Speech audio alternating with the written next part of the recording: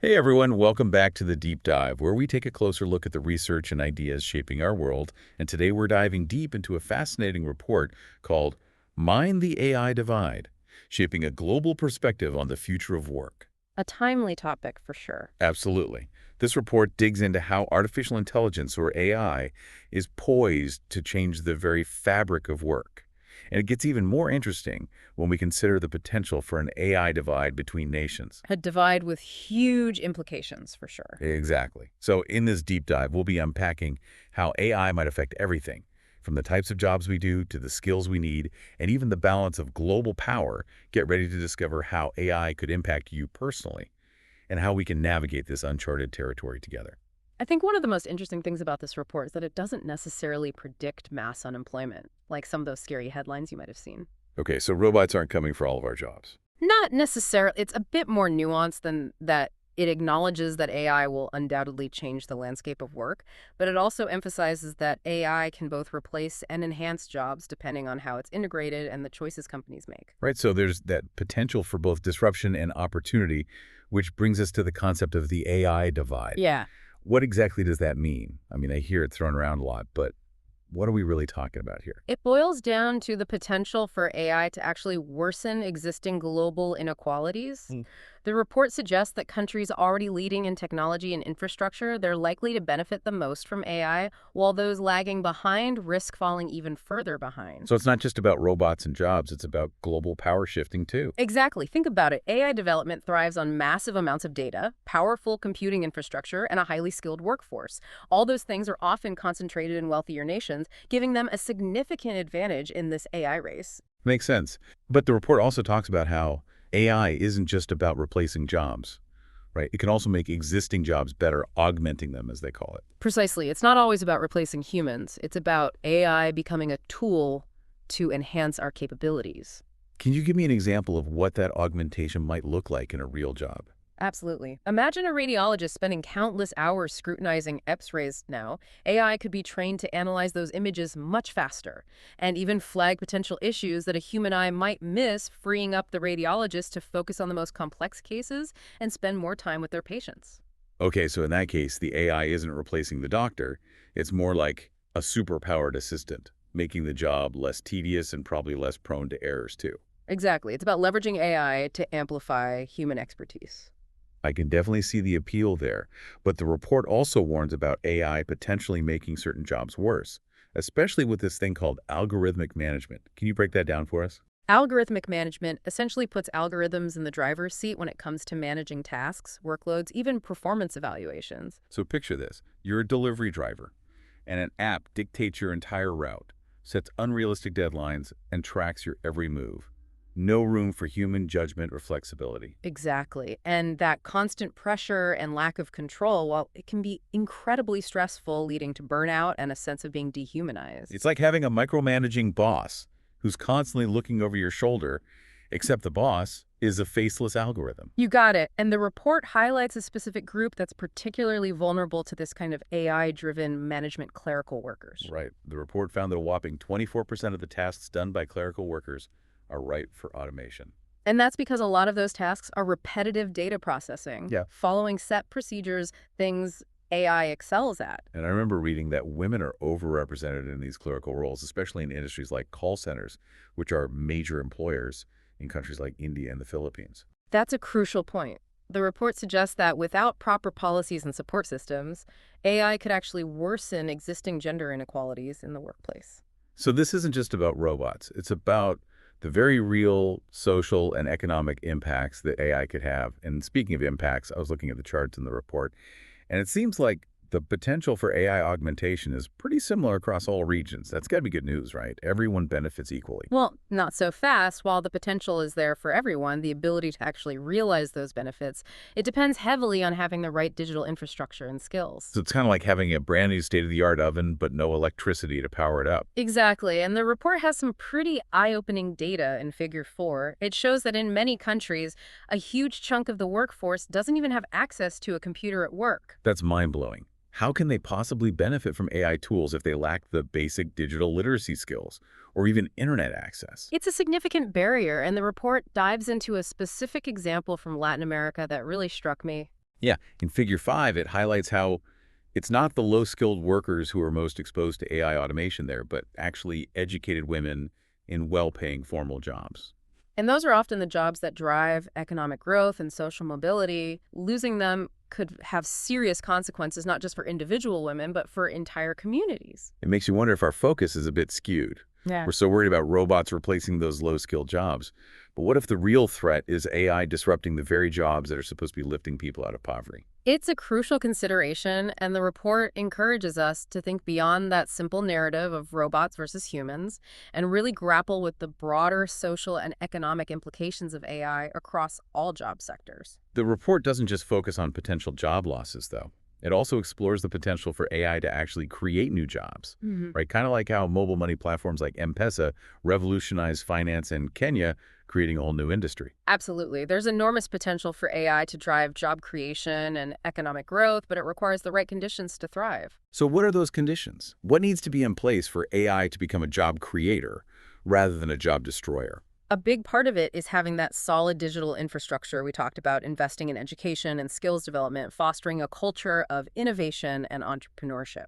So it's about creating an environment where people are empowered to not just use AI, but to actually build and shape it too. Exactly. And the report highlights a study from Rwanda where the expansion of 3G coverage led to significant job growth in both skilled and unskilled occupations. It's amazing how even basic access to technology can have such a ripple effect on the job market. It really shows how interconnected these issues are. Digital infrastructure, education, job creation, it's all part of the same puzzle. Right. And as AI becomes more and more integrated into our work lives, there's another big question that keeps popping up. Even if it doesn't steal all our jobs, could it actually make our work lives worse in some ways? That's a question we can't ignore. And the report does delve into some of the potential downsides of AI in the workplace. One area of particular concern is the rise of algorithmic management. Algorithmic management. I'm not sure I'm familiar with that term. Can you explain it like I'm five? Imagine you're working in a warehouse, and every single task, every move you make, is dictated by an AI-powered system. It tells you where to go, what to pick up, how fast to work, when you can take a break. There's no room for human judgment or flexibility. That sounds intense. Yeah. It's like having a computer program as your manager, Yeah. and not a very understanding one at that. And that's precisely the concern. This kind of rigid AI-driven management can erode worker autonomy, lead to intense, stressful work environments, and even make people feel dehumanized. So it's not just about the technology itself, it's about how it's used and who it's designed to benefit. Exactly. And the report emphasizes the importance of something called social dialogue, essentially making sure workers have a voice in how AI is designed and implemented in their workplaces. So it's not just about tech companies and governments making all the decisions about AI, it's about bringing workers into the conversation. Precisely, imagine if workers had the opportunity to give feedback on how these AI systems are designed to raise concerns and suggest ways to make the technology work better for everyone. It seems like a no-brainer. When people feel like they have some control over how technology is used, they're less likely to fear it or be exploited by it. And the report actually found that in countries with strong worker consultation traditions, people are more open to AI in the workplace. They see it as a tool that can be used to enhance their jobs, not replace them. That makes a lot of sense. It's about building trust and collaboration between workers and technology. But to really understand this AI divide, we need to zoom out a bit, look at the bigger picture, right? Absolutely. The report takes us on a journey through what it calls the AI value chain. So kind of like a global assembly line for AI, where each stage adds value from collecting the data to designing the algorithms to deploying the final product. Exactly. And just like with traditional global value chains, some stages are way more lucrative and tend to be concentrated in wealthier countries. It already sounds like a recipe for inequality. And it can be, the report highlights how some stages in the AI value chain, particularly those requiring high-level skills and significant investment, are dominated by developed nations, while other stages, often involving lower-paid labor, might be outsourced to developing countries. Can you give me a concrete example of a stage in the AI value chain that really highlights this divide? Sure. Let's look at data labeling. This is where humans tag and categorize data, which is essential for training AI algorithms. Think of it like teaching a child to recognize different objects without labeled data. AI systems wouldn't be able to learn. So data labeling is kind of like the foundation of AI, right? But it doesn't sound very high-tech or glamorous. And that's part of the irony. This essential work is often low paid, even though it requires specific skills and attention to detail. I'm curious where are most of these data labelers located? Much of this work has shifted to developing countries because of lower wages. The report cites a case study from Kenya where data labelers face low-paid job insecurity and a lack of transferable skills, meaning they're often stuck in these low-paying roles with limited career prospects. It's almost like AI, this cutting-edge technology, is built on a foundation of human labor that's often exploited and undervalued.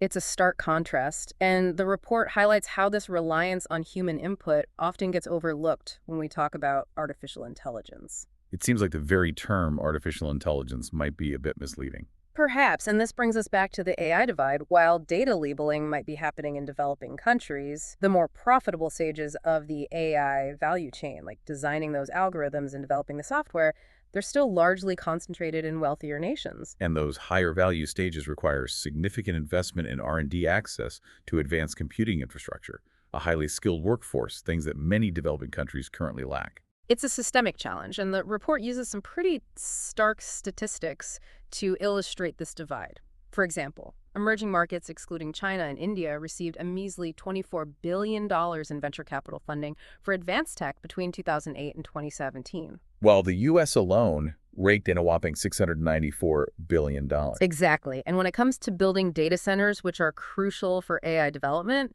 the U.S. is light years ahead. It paints a pretty clear picture of the challenge we're facing.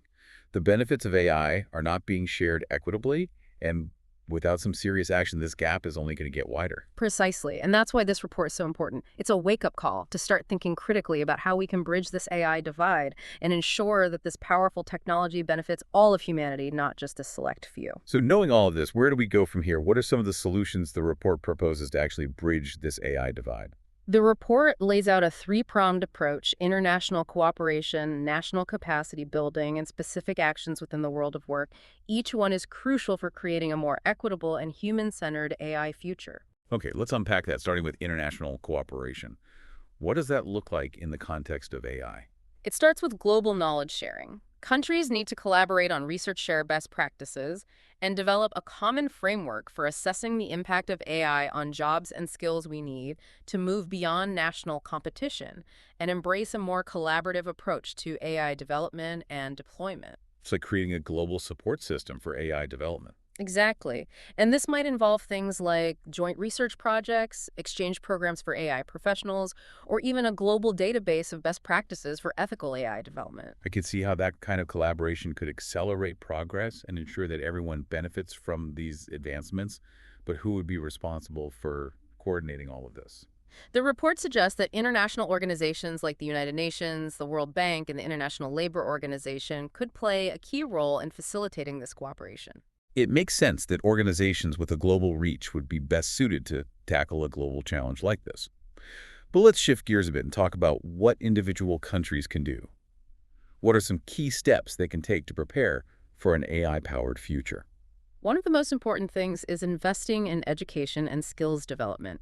This means integrating AI and data science into school curriculums, from primary school all the way up to university. So even kids who aren't planning to become computer scientists should be learning about AI. Absolutely. Understanding how AI works, its potential benefits, and risks its ethical implications, it's going to be essential for everyone, regardless of their career path. We need to prepare future generations to navigate this AI-powered world. Makes sense. AI is going to touch every aspect of our lives, so we need to be prepared to engage with it in a thoughtful and informed way. But what about people who are already in the workforce? How can they adapt to this rapidly changing landscape? Lifelong learning is going to be key. We need to create opportunities for people to upskill and reskill throughout their careers, whether through online courses, vocational training programs, or even apprenticeships. That's a great idea, but I can also see how it could be a challenge, especially for people who are already juggling work and family responsibilities. How can we make these learning opportunities accessible to everyone? One idea is to create incentives for employers to invest in their employees' training and development. This could involve tax break subsidies or even partnerships with educational institutions. Another idea is to make online learning more affordable and accessible, especially for people in developing countries who might have limited internet access or resources. I love those ideas. It's about making sure everyone has a chance to keep up with the pace of technological change. But even with the right skills and education, people still need access to the tools and infrastructure to actually leverage AI, right? Absolutely. Investing in digital infrastructure is another key step for countries looking to thrive in an AI-powered world. This includes expanding broadband access, especially in rural areas, and building data centers to handle the massive amounts of data required for AI development and deployment. So it's not just about having the right knowledge, it's about having the physical infrastructure in place to support AI innovation. Exactly. And this infrastructure needs to be accessible to everyone, not just those in major cities or wealthy communities. Bridging the digital divide within countries is just as important as bridging the AI divide between countries. It sounds like governments have a big role to play in creating the right conditions for AI to flourish. Yeah. What about the role of regulations? We talked earlier about the potential for AI to be misused to exacerbate inequalities or even to violate people's rights. How can we prevent that from happening? That's where strong policies and regulations come in. Governments need to establish clear guidelines for ethical AI development and use focusing on issues like data privacy, algorithmic bias, and worker protection. Can you give me an example of what that might look like in practice? Sure, let's take data privacy. AI systems rely on massive amounts of data to learn and make decisions, but this data often includes sensitive personal information, and there's a real risk that this information could be misused or exploited. Governments need to implement strong data protection laws to ensure that people's privacy is respected and that their data is used responsibly. That's a crucial point. AI shouldn't come at the cost of our privacy or our freedom. What about algorithmic bias? We've seen examples of AI systems perpetuating existing societal biases, for example, in hiring or lending decisions. How can we prevent that? Addressing algorithmic bias requires a multifaceted approach. First, we need to be aware of the potential for bias in AI systems and develop methods for identifying and mitigating it. This might involve auditing algorithms for fairness, using diverse data sets to train AI systems, or even involving ethicists in the design process. So it's not just about the technical aspects of AI, it's about the human values and ethical considerations that are embedded in these systems. Exactly. AI shouldn't be a black box. We need transparency and accountability in how these systems are developed and deployed. And that brings us back to the importance of social dialogue we need to involve a wide range of stakeholders in these conversations, including not just technologists and policymakers, but also workers, ethicists, and community representatives. It sounds like creating a more ethical and equitable AI future requires a collective effort with everyone playing a role. It does. It's not just about governments enacting laws or tech companies developing responsible AI systems. It's about all of us being informed citizens, engaging in these conversations, and advocating for the kind of future we want to see. It's about taking ownership of this technology and shaping it to serve humanity, not the other way around. Well said. The future of AI is not predetermined. It's something we're creating together right now through the choices we make and the actions we take. And that's a powerful message to keep in mind as we continue to explore this fascinating and rapidly evolving world of AI. But for now, we're going to take a short break. When we come back, we'll dive even deeper into the practical steps we can take to navigate this complex landscape and ensure that AI is a force for good in the world. So stay tuned. And we're back, folks, digging deeper into the world of AI and the future of work. In this second part of our deep dive, we're going to get into some practical steps, some real tangible things we can do to make sure that AI truly works for everyone, not just a select few. Right, we've laid out the challenges and the potential pitfalls. Now it's time to explore solutions. Exactly. And the report we're discussing, Mind the AI Divide, Shaping a Global Perspective on the Future of Work, doesn't just highlight problems, it offers a bunch of really solid recommendations. It does. It's a roadmap for navigating this new landscape. So let's get down to brass tacks. What are some key things that stood out to you as you were reading this report? Well, one of the most crucial aspects is international cooperation. Countries need to work together to create a global network for knowledge-sharing, research collaboration, and skills development. So it's about moving beyond that national competition we see so often, especially in tech, and embracing a more collaborative approach to AI development and deployment. Exactly. We need to break down those silos, foster a spirit of shared learning and innovation. Think of it like a global task force dedicated to figuring out how AI can benefit all of humanity. I like that. A global brain trust for AI. Exactly. And this might involve things like joint research projects, exchange programs for AI professionals, or even a global database of best practices for ethical AI development. That sounds like a huge undertaking. Who would be responsible for coordinating all of this? Well, the report suggests that international organizations like the United Nations, the World Bank, and the International Labor Organization, they could play a key role in facilitating this cooperation. Makes sense. Organizations with that kind of global reach, they'd be best suited to tackle a global challenge like this. But let's shift gears a bit and talk about what individual countries can do.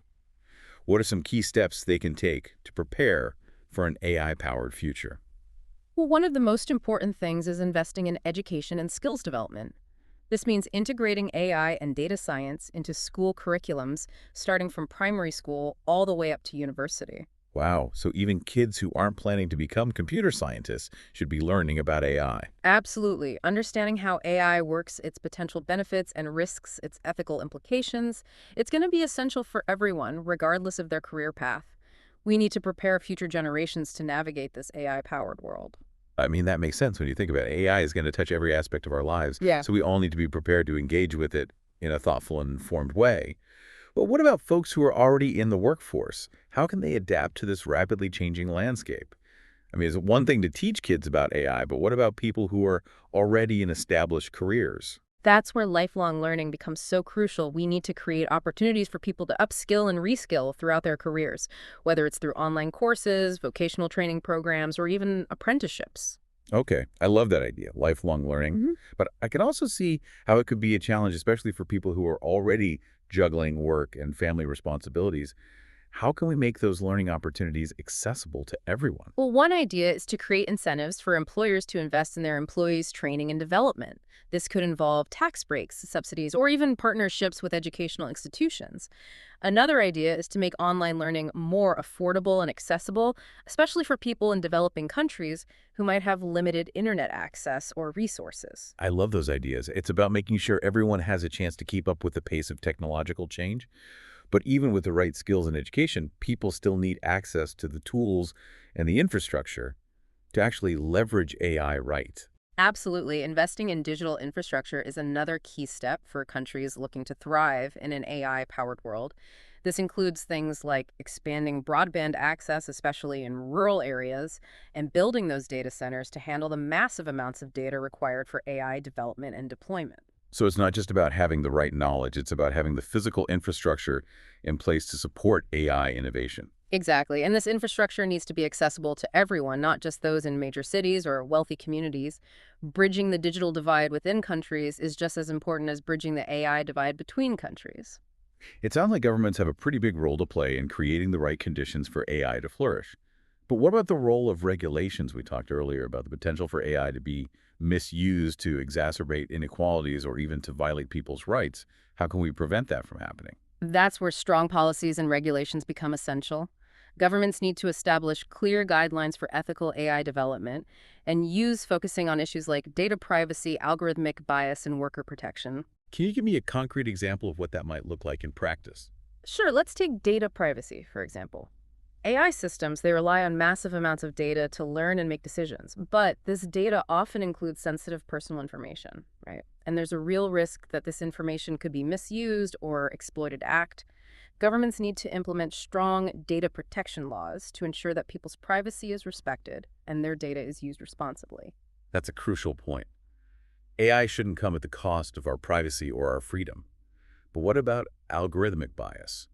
We've seen examples of AI systems perpetuating existing societal biases, for example, in hiring or lending decisions.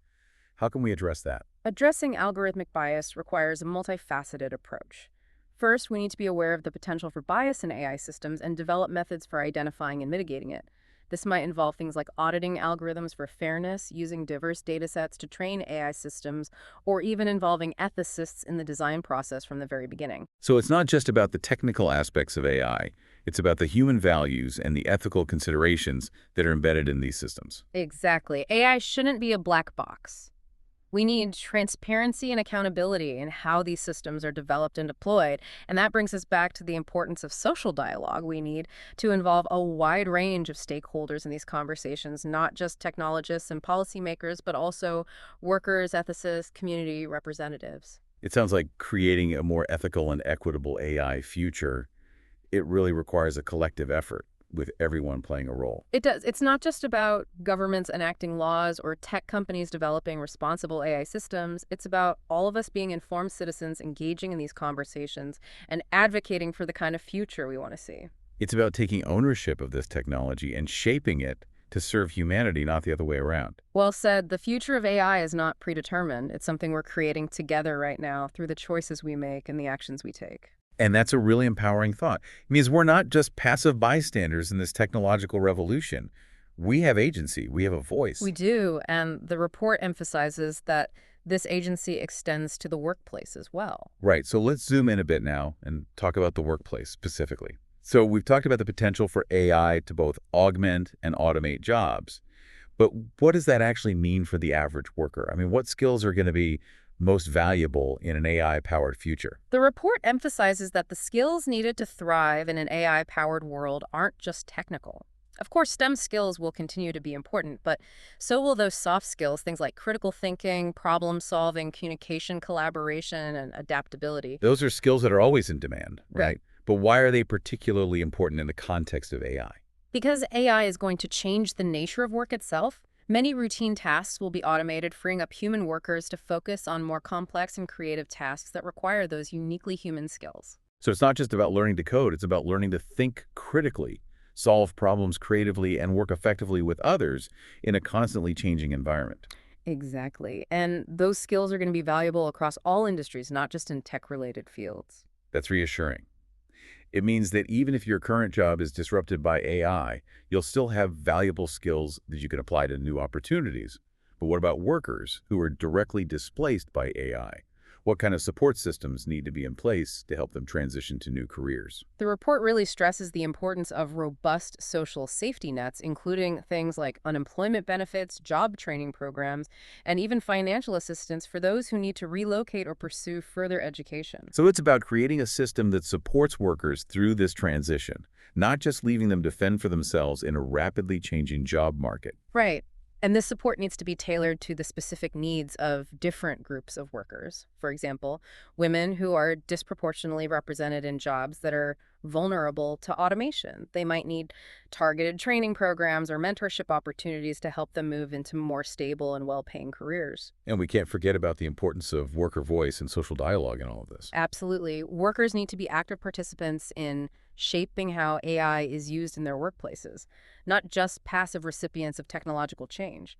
This means having a say in how AI systems are designed, implemented, and monitored, and ensuring that these systems are used to enhance their work, not dehumanize it. So it's not just about retraining workers for new jobs, it's about empowering them to shape the future of work itself. Exactly. And this empowerment can take many forms, from participating in union negotiations, to forming worker cooperatives, to advocating for government policies that protect workers' rights in the age of AI. It sounds like we have a lot of work to do to ensure that AI benefits everyone, not just a select few. We do, but the good news is we have the knowledge, the tools, and the collective will to create a more equitable and human-centered future. The key is to act now before the AI divide becomes too wide to bridge. Those are some wise words. Yeah. But I have to admit, it can feel a bit overwhelming to think about all the challenges and opportunities we've discussed. Where do we even begin? What are some concrete steps that our listeners can take to make a difference? Well, I think the first step is to educate yourself about AI, its potential, its limitations, and the ethical debates surrounding it. There are tons of resources out there, articles, podcasts, documentaries that can help you deepen your understanding. Okay, knowledge is power, right? Especially when it comes to navigating a complex and rapidly evolving landscape like AI. What else can our listeners do? Get involved in your community, talk to your local elected officials about the importance of investing in education, digital infrastructure, and worker protection policies related to AI support organizations that are working to bridge the AI divide and promote ethical AI development. So it's not just about understanding AI, it's about using that understanding to drive positive change in our communities and in the world. Exactly. And don't underestimate the power of your own voice. Share what you've learned about AI with your friends and family. Challenge those who spread fear or misinformation about AI. Advocate for a more human-centered approach to AI development and deployment. Every voice counts in shaping this future. I love that those are some really inspiring words. It sounds like we all have a role to play in creating a future where AI works for everyone, not just a select few. We do, and the time to act is now. Well, on that note, we've covered a lot of ground in this second part of our deep dive. We've explored the crucial role of international cooperation, national capacity building, and worker empowerment in shaping a more equitable and human-centered AI future. Now, in our final part, we'll step back and reflect on the bigger picture, the ethical implications of AI, and the kind of world we want to create with this powerful technology. So stay tuned for our final thoughts and some questions to ponder as we wrap up this deep dive into the world of AI and the future of work. Welcome back to the deep dive. So we've talked about how AI could change the global job market, the possibility of this AI divide, and some steps we can take to make AI work for everyone. But now, I'm kind of curious, what about the even bigger picture? It is time to think about the kind of world we want to create with AI and what it means for, well, for everyone. That feels huge. I mean, where do we even start with something that big? Well, I think it all starts with values. We really need to be intentional about the values that we embed in AI systems. We can't just focus on efficiency or profit. We have to consider things like fairness, sustainability, and human well-being. Yeah, I like that. So it's not just about building smarter machines, it's about building a better society. Yeah. Yeah, powered by AI, but guided by, like you said, those human values. Exactly. And it's a conversation we need to have globally, not just in Silicon Valley or, in government think tanks. Everyone needs to be a part of this dialogue because, well, AI will affect us all. The report we've been discussing, Mind the AI Divide, it really doesn't shy away from these big questions. It really pushes us to think beyond just jobs and the economy and consider those ethical implications of AI on a much, much broader scale. Right. It challenges us to think about the kind of future we want to create with AI, not just the future that's being created for us by, tech companies or governments. This whole conversation has been really thought-provoking, but I have to admit, it's also a bit daunting. Like it's easy to feel powerless when you're facing this massive, massive technological change. So what advice would you give to someone who wants to make a difference but doesn't really know where to start? Hmm. Well, the first step is to stay informed. Keep learning about AI, its capabilities, its limitations, and the ethical debates surrounding it. There are so many resources available, articles, podcasts, documentaries, you name it. They can all help you deepen your understanding. Okay, so beyond staying informed, what else? What can we do? It can't all be on the shoulders of, policymakers or tech giants, right? Right. Start by asking questions. When you encounter AI in your own life, whether it's a recommendation algorithm or a voice assistant or even, a self-driving car, don't just accept it passively. Think critically. Think about how it works, who designed it, and what its potential impact might be. That's great advice. It reminds me of something you said earlier about being, active participants in shaping this future, not just passive bystanders. Exactly. And remember, even small actions can make a difference. Talk to your friends and family about AI. Share what you've learned from, this deep dive we're having. The more people who are aware of these issues, the more likely we are to, well, make informed choices and push for positive change. So it's starting with awareness, then action. Even if it's just, talking to people around us, that feels a lot less overwhelming than trying to solve, the whole AI divide single-handedly. It does. And, those conversations can lead to bigger things. They can spark ideas, they can build communities, and they can inspire collective action. This deep dive has definitely given me a lot to think about. So I'm kind of curious, what's one thing you're personally most optimistic about when it comes to AI's potential, to shape the future? Well, what really excites me is AI's potential to tackle some of the world's most pressing challenges, from climate change to disease to poverty. Imagine using AI to develop renewable energy sources, personalize medical treatments, or even design more equitable economic systems. I mean, the possibilities are really endless if we use this technology wisely. That's a hopeful vision. Mm. But it also reminds us how important it is to make sure AI is developed and used with those goals in mind, not just for profit or, military dominance. Right. We need to shift the narrative around AI from one of fear and competition to one of, well, collaboration and shared progress. And that shift starts with each of us. It starts with asking questions, challenging assumptions, and, demanding better from the people and the institutions shaping this technology. Well said. The future of AI isn't set in stone. It's something we're creating together, right now, through the choices we make and the actions we take. That's a powerful reminder and a perfect place to wrap up our deep dive into the world of AI and the future of work. It's been a really insightful and inspiring journey, wouldn't you say? Absolutely. It's been a pleasure. And to our listeners, we want to hear from you. How do you think AI will impact your life, your career, your community? What steps are you taking to shape this future? Share your thoughts, join the conversation, and let's build this AI-powered world together.